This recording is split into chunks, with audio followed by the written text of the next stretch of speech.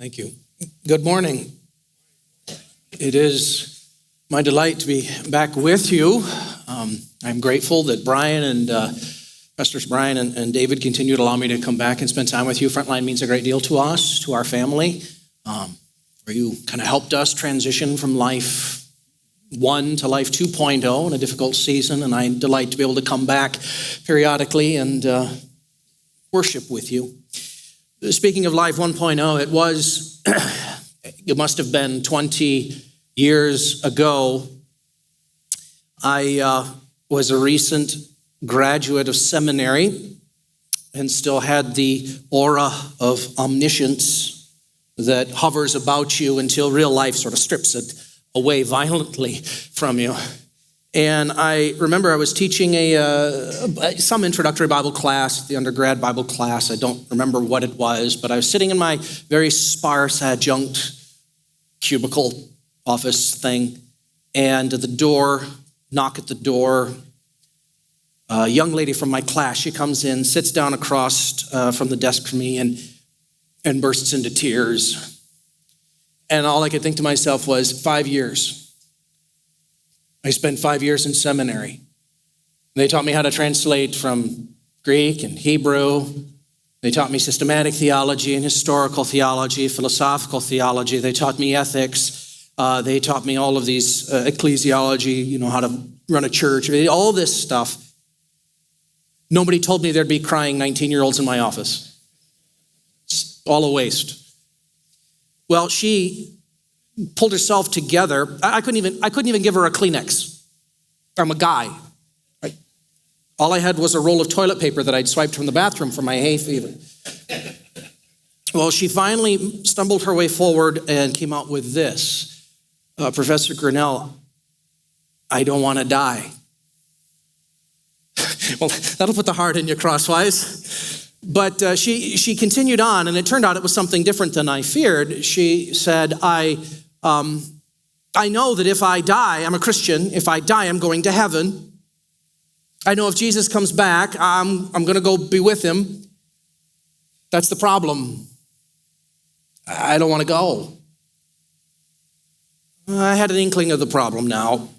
I'd been there myself. See, it turned out as she told me the rest of her story, that she came from a really bad background, a really horrific background, the kind you read about in the newspapers, lots of trauma, Harry Potter living with the Dursleys kinds of trauma. But this, of course, was in the days before anyone knew that Harry Potter was a wizard, so I didn't even have that as an analogy. She had now come to college, was a sophomore, had been there, had new friends, didn't have to go back home, new opportunities, a new life. Things were opening up to her. And her words to me, and I quote, if Jesus comes back, I lose it all. Yeah, I've been there. I think lots of Christians have, if we're going to be honest with ourselves. The promise of heaven seems at best an underwhelming offer of things we're not really interested in. Streets of gold. Ugh. Unending hymnology with Jesus. Ugh. I'd rather have a nice steak from Ruth's Chris. I mean, if the alternative is the other place, okay, we're content to go, right? But deep down in our hearts, isn't there something in us that would just rather keep the nice parts of what we have now? Even though the best parts of what we have now are an admixture of injustice and evil, they still sound better than the things that were offered in the long run. And I had to reach the conclusion that one of two things has gone wrong within us. Either God really doesn't know what we want or need, or we have greatly misunderstood the divine promises. Speak, Lord, your servant heareth. The Apostle Paul suggests that there are 3 great Christian virtues: faith, hope, and love. As we come to the end of 2019, looking forward to 2020, I wonder if the one we're most tempted to underappreciate is hope. With what eyes do you see the new year coming? Do you look forward with a spirit of hope? Or do you watch what's going on in our world with something more like a kind of a hesitant despair? Sort of waiting for whatever it's going to be that's going to push the whole country over into a wonderland-like madness. And that's on the assumption we're not already there.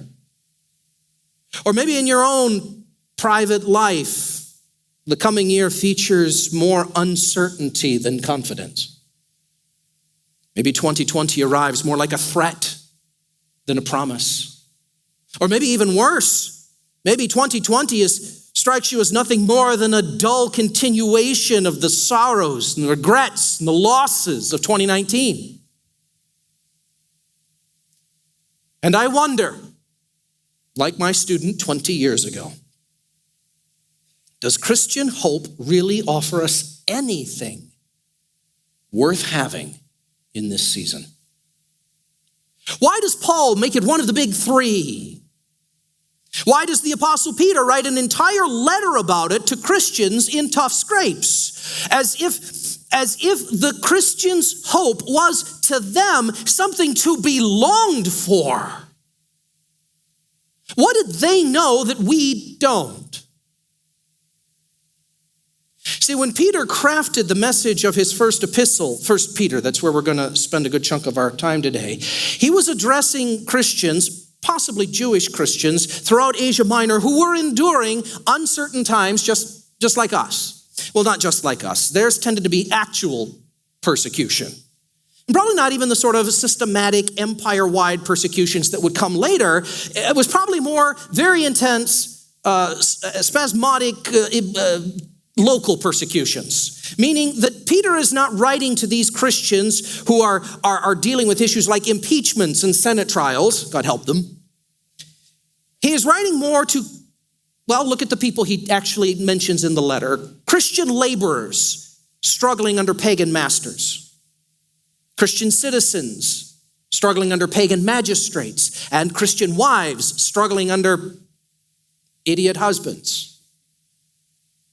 Peter's words have less to do with the big overall movings of the empire and more about marriage and family and work and civic relationships. But the truth is, the Christian hope of which he speaks is meant to address all of this. Now, I'd like to read to you a somewhat lengthy section of the book, in a half a dozen verses. But you don't have to follow it all. Just pay attention to the bold parts to get a sense of exactly where is it that Peter wants them to focus their hope. Wherein is the Christian hope directed? This is right at the beginning of the book, chapter 1, verse 3. Blessed be the God and Father of our Lord Jesus Christ, according to his great mercy. He has caused us to be born again to a living hope through the resurrection of Jesus Christ from the dead, to obtain an inheritance that is imperishable, undefiled, unfading, kept, reserved, where? In heaven. For who? For you, who by God's power are being guarded by faith for a salvation ready to be revealed. When? In the last time. In this hope that he's talking about, you rejoice, though now for a little while, if necessary, you are distressed by various multicolored trials, so that the tested genuineness of your faith, which is more precious than gold that perishes, even though it's tested by fire, may be found to result in praise, glory, and honor when? At the revelation of Jesus Christ. Though you have not seen him, you love him. Though you do not see him now, you believe in him and rejoice with joy inexpressible, full of glory, receiving as the outcome of your faith the salvation of your souls. Now, you didn't need to follow all of that. But did you see in your mind the thing he continually points them toward? What event is he telling them to hope in. Where is their hope supposed to lie? Yeah, you saw it, right? In a distant future. The revelation of Jesus Christ, a heavenly inheritance. He is saying that Christians, the Christian hope, the sort of hope he is offering to abused, confused, hurting Christians is someday out there in a cloudy beyond, when Jesus comes back, or at best, when you die. Now, if you have walked paths anything like I've walked in life, you immediately begin to taste something rather foul in your mouth right now. The promises of pie in the sky to be given to us someday, while all around us the suffering goes on without mitigation, seems to smack of a kind of monastic world flight kind of theology that's really not of much practical value in a world of actual injustices. In fact, the promise of a future heaven, a future justice, a future kingdom tends to land on us almost like an insult. For some, even, a repudiation of the church's mission and purpose we've been called to do now. Therein, my friends, lies the scandal of Peter's words. What's the good of telling the hurting, the hungry, the downtrodden that there's hope for them someday in a future world, but not today? At best, it's cruel. My friends, there are hungry to feed now, not someday. There are prisoners to be liberated now, not someday. There are injustices to be redressed now, not someday. I've always thought so, and I think so even now. But what I have learned in the last few years is that Peter, far from speaking against the activists' vigorous work for justice, he's actually saying, no, he's offering something of far greater importance than I'd ever realized. He's not speaking against vigorous work now, but he's putting his finger rather on an important aspect of the human experience, one I hadn't fully appreciated until I had done a little hopeless suffering of my own.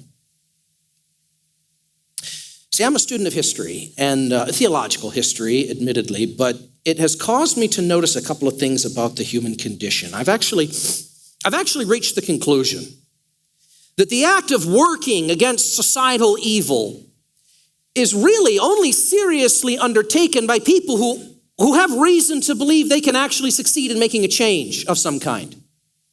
You actually have to have a little bit of social power already before resistance even makes sense. Meaning people don't usually protest against evils they have no possibility of changing. You might as well protest against gravity or growing old. It's going to happen anyway. It's not until people begin to see that change is possible and then they rise up. What's going on in Hong Kong, right? They believe in something. Something's going to happen. Why the Me Too movement now and not before? Because people believe we're at a point where there can be some real systemic redresses, changes, right? You have to actually already have a little bit of it before you can have that kind of hope. If you'd like to see one of the most dramatic historical examples of this, spend some time, you can do this online. Compare the songs of the civil rights movement from the 1960s with the songs of pre-Civil War slavery. A rather shocking thing emerges, a lesson about different kinds of hope. What was the great song of the civil rights movement, right?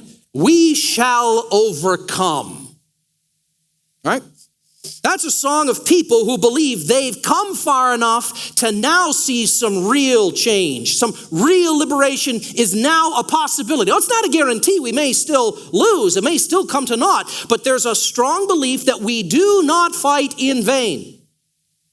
In fact, it reflects a hope located in the not too distant future, right? That we will see changes soon. Our children and our children's children will enjoy better than we had. But now lay that refrain next to the songs of African prisoners written in the midst of their slavery, when no hope of that kind existed. What did they sing? In that great getting up morning, fare thee well. I'm a poor pilgrim of sorrow. I'm tossed in this wide world alone. No hope I have for tomorrow. I've started to heaven, my home. A band of angels coming after me, coming for to carry me home. Do you hear the difference? And I don't just mean that these are songs of groaning, they are, but they also contain hope, do they not? There is hope here, but it's a different kind. It rests upon something else. It's looking at something else.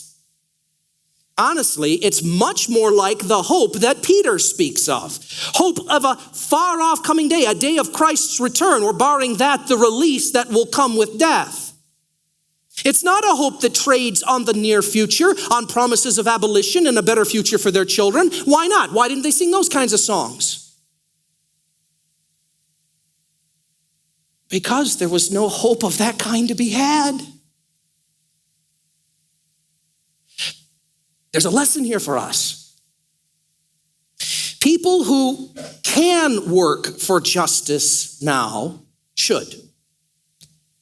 If there is short-term hope of change, then certainly there is a kingdom imperative that rests upon us to work for it. Nothing here today speaks against that, but you should understand there are limits to that kind of hope.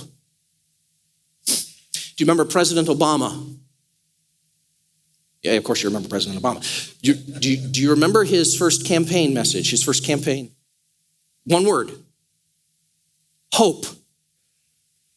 When he ran again, he added another word: change. Hope and change. Hope and change. And now it's a decade later. How's it feel? Feels great. We have one in the room. Good. Now, I understand your response to a question like that is going to be different whether or not you're red, blue, or purple. But I think we all agree that the optimism of that moment didn't last for those who had it. You can lay the responsibility for that at the feet of whichever party you want, and you're only going to prove my point. All hope of that kind is prone to being undone by what? By the next election, or the next stock market cycle, or the next doctor's visit, the next conversation with your teenager.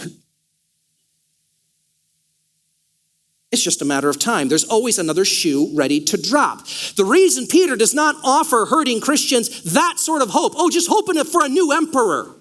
Maybe they'll assassinate this one. It happened. The reason he doesn't offer that kind of hope is because, honestly, it's a bit flimsy.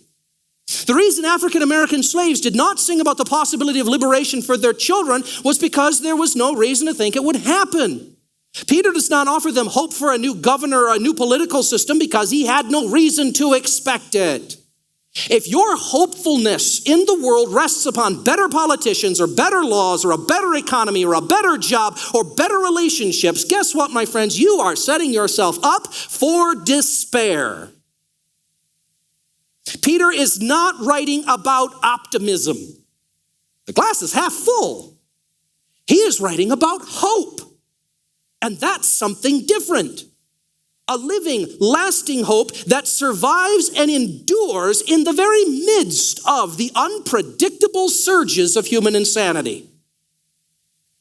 This is hope not for empowered people working for change, my friends. This is hope for people who have none.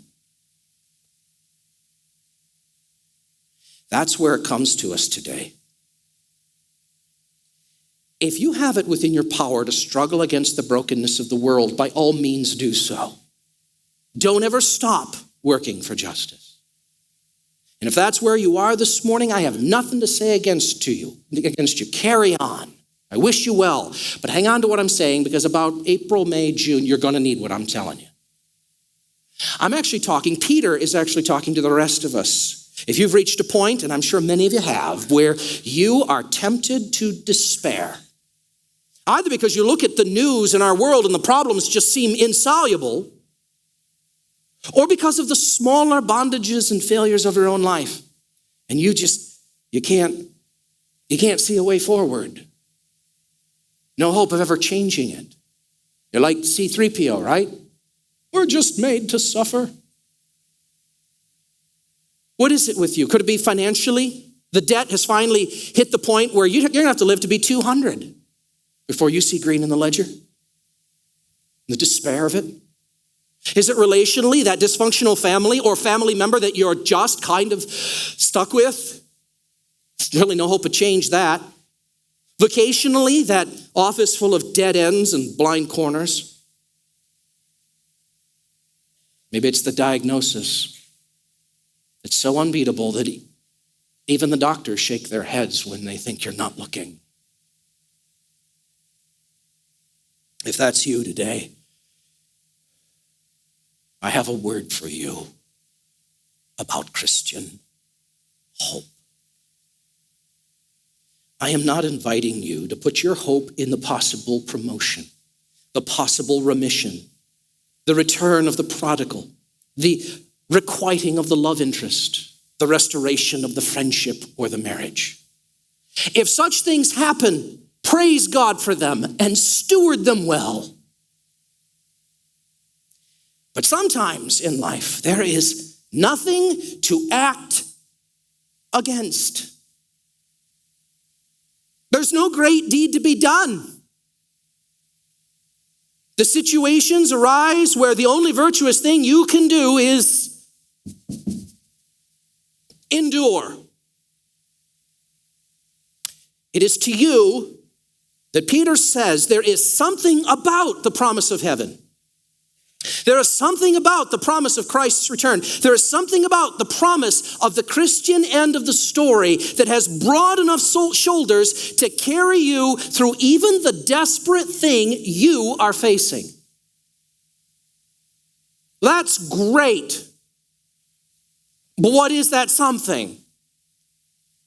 How does an escapist fantasy of a future world do anything about my unchangeable current circumstances? It's like that student in my office.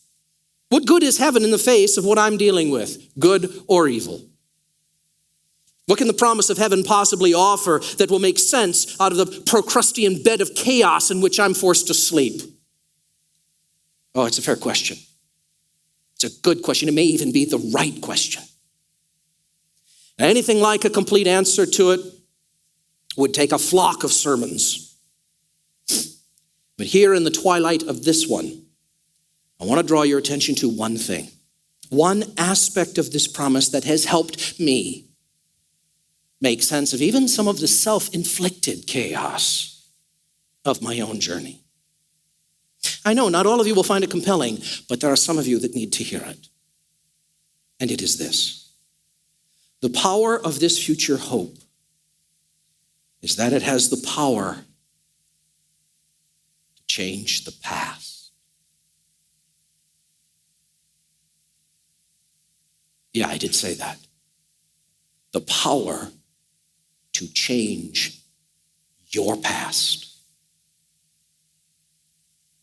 C.S. Lewis, I'm proud of myself. I made it 30 whole minutes before citing C.S. Lewis. Sorry, I'll come back this way. C.S. Lewis, in his great little volume, one of the first ones he wrote, The Great Divorce, in this dream, he meets the shade of George MacDonald, who gives him some thoughts about the real nature of Christian hope. Again, a lot of words here on the screen. Just pay attention to the bold ones. Both good and evil, when they are full grown, become retrospective. They look backward. That is what mortals misunderstand. They will say of some temporal suffering, no future bliss can make up for it. Not knowing that, Heaven, once attained, will work backwards and turn even that agony into a glory. And of some sinful pleasure, they'll say, let me have this and I'll take the consequences, little dreaming how damnation too will spread back and back into their past and contaminate the pleasure of sin. Both processes begin even before death. The good man's past begins to change so that his forgiven sins and his remembered sorrows take on the quality of heaven. The bad man's past, of course, already conforms to his badness and is filled with dreariness.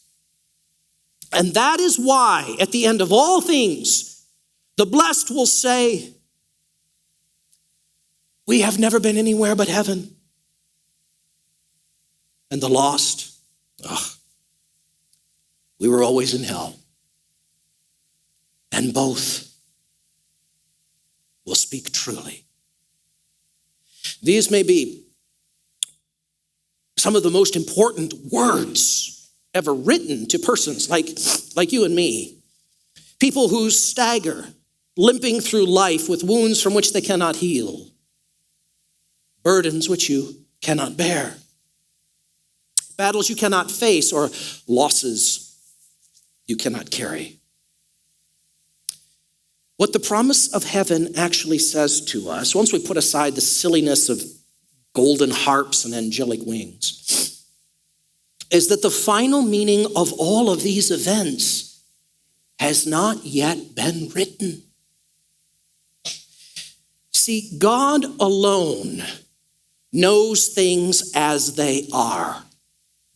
We, poor tiny creatures, we only know things as they mean. And meanings change. Can you believe that the meaning of your past and your present has not been established? Oh, the events are what they are. They cannot be changed. That's true. But what they will mean is still up for grabs. And one day you shall, not may. This is not wishful thinking. One day you shall, without a doubt, look back with certainty on 2019 with all of its joys or horrors and see that it was either the doorsteps of heaven or the threshold of hell. That is what it means to be a creature. This is what both heaven and hell will do to our earthly life. When you pull the car to the curb and your children pour out of the back seat, the whole meaning of the car ride changes retrospectively depending on whether they're standing in front of Michigan Adventure or the dentist's office. Yes? Yes.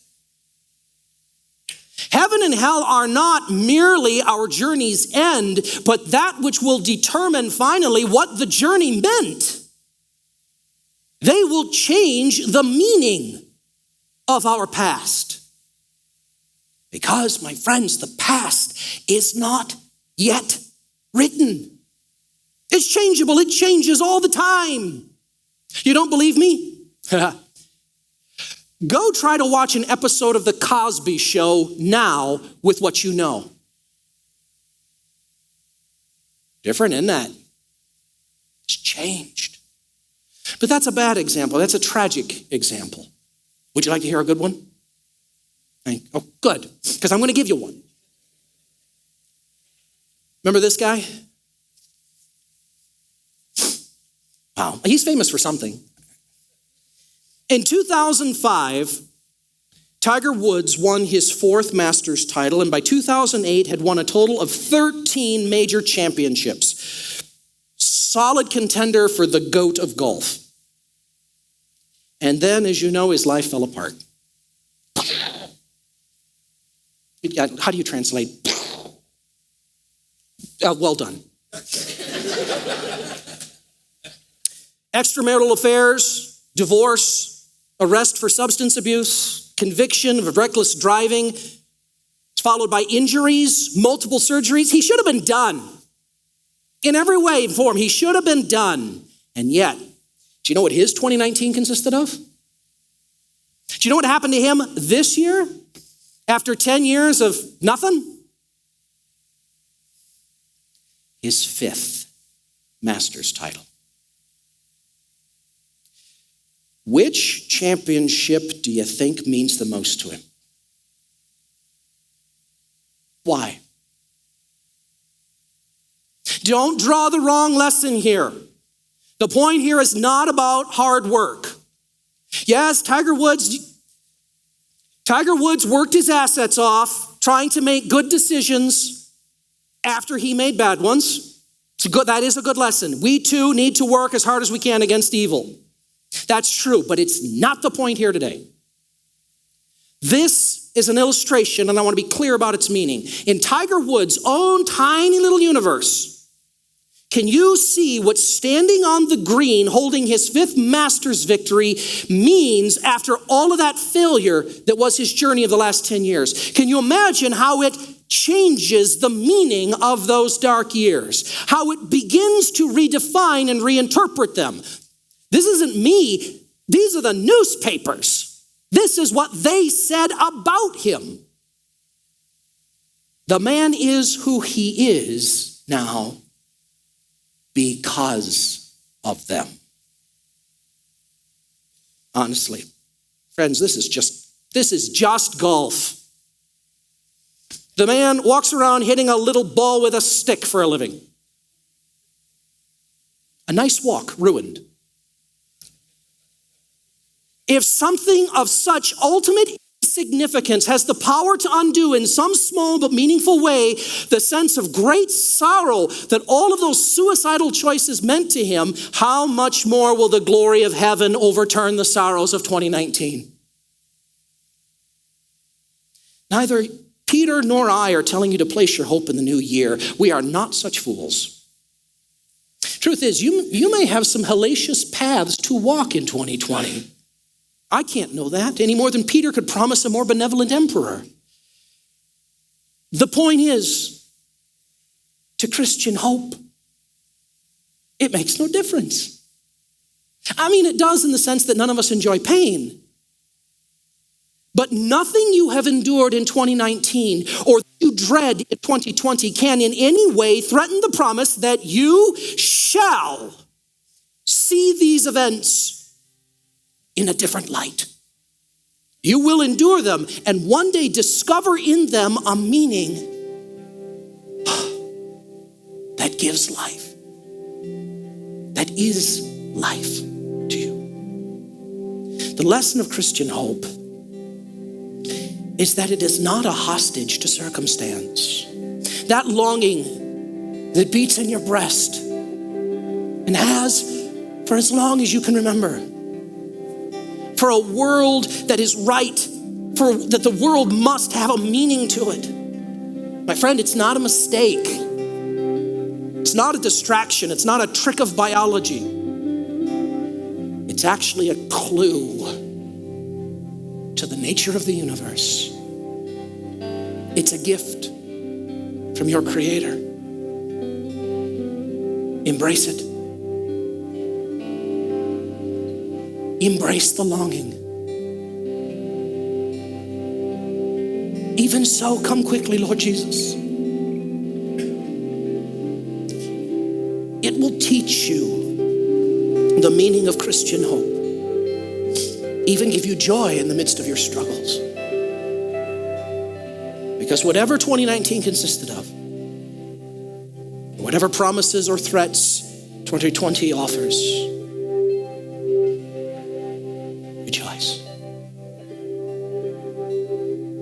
rejoice. Even, yes, in your pains. For one day, this too will show itself to have been but the front steps of heaven.